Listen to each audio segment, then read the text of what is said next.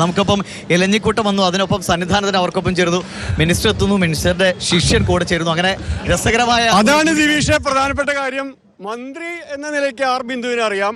പക്ഷെ ആർ ബിന്ദു എന്ന അധ്യാപികയ്ക്ക് ഒരു ഗംഭീര ശിഷ്യൻ ഉണ്ടായിരുന്നു പാട്ടിന്റെ കാര്യത്തില്, അല്ലെ? കേരള അതെ അതെ, 4 വർഷം പഠിപ്പിച്ചു സന്നിധാനത്തിനെ.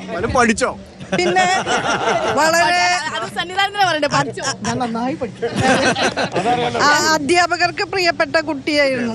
അന്നും പാട്ടൊക്കെ ആയിരുന്നു അല്ലേ? ആ പാട്ടിന്റെ കോളേജിലെ ഏറ്റവും വലിയ ഗായകനായിരുന്നു. ഞാൻ കേട്ടിട്ടുള്ളത് സന്നി വരുന്ന നിമിഷം തൊട്ട് കോളേജ് ഭയങ്കര ഹാപ്പി ആയി എന്നുള്ളതാണ്. കോളേജിലെ എല്ലാ വേദികളിലും പാട്ടുപാടി ധന്യമാക്കാറുണ്ട്.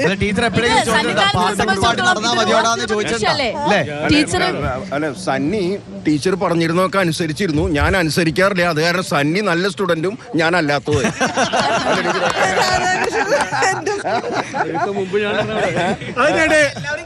അപ്പൊ അതെ,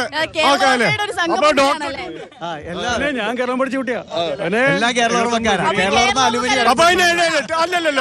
അപ്പൊ അതിനിടയില് പഴയ ശിഷ്യൻ പാടേണ്ട പാട്ട് ഏതാണെന്ന് പറയുന്നതിന് മുമ്പ് ഈ പൂരം ടീച്ചറെ ഏറ്റവും ഹാപ്പി ആക്കുന്ന എന്താ?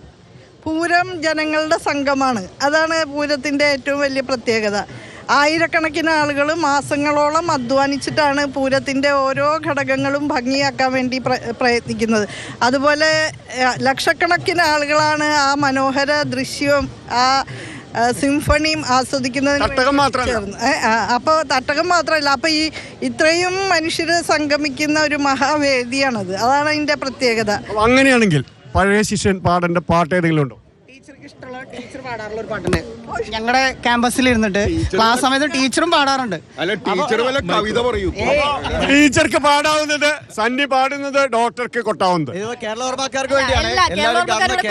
ഇതിനപ്പുറത്ത് കേരളോർമ്മയ്ക്ക് മാത്രമല്ല മുഴുവൻ ആളുകൾക്കും വേണ്ടി, മുഴുവൻ മലയാളികൾക്കും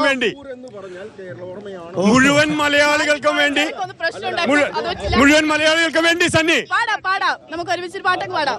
സെന്റ് ജോസഫ്സിൽ പഠിച്ച ടീച്ചർ പിന്നീട് കണ്ടുകൊണ്ടിരിക്കുന്ന കേരളോർമ്മക്കാർക്ക്, ഇവിടെ കൂടിയിരിക്കുന്ന കേരളോർമ്മക്കാർക്ക്, ഇവിടെ കേരളോർമ്മക്കാർ ഒരുമിച്ചൊരു പാട്ട് പാടാൻ പോകുന്നു. ടീച്ചർക്കും കൂടെ കൂടാൻ പറ്റുന്ന ഒരു പാട്ട് ടീച്ചർ പാടിക്കോ.